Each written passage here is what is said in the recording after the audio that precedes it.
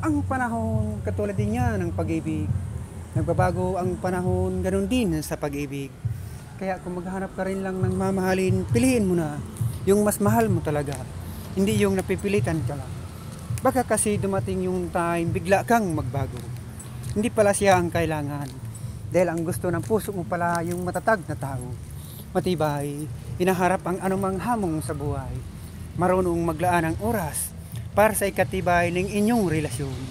Sa panahon kayo, para tumibay ang pundasyon na itinatag yung dalawa. Yan ang kailangan.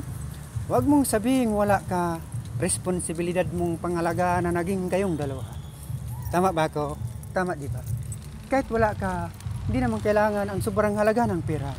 Basta magkasama kayong dalawa, sapat na. Hindi para gumasta. Dahil ba wala ka, hindi na kailangan magbanding kayong dalawa. Dito sa lugar na to, baka gusto nyo, makakasama nyo pa si Makata.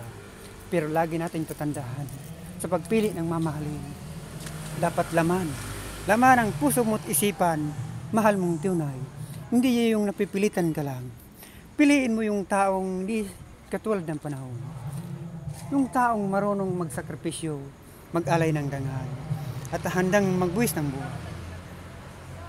Wow. Piliin mo yung taong kaya kang ipaglaban.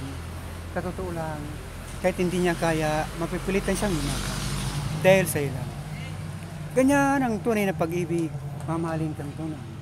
Pero lagi nating tandaan, sa isa isip, isa puso, huwag ang bawal.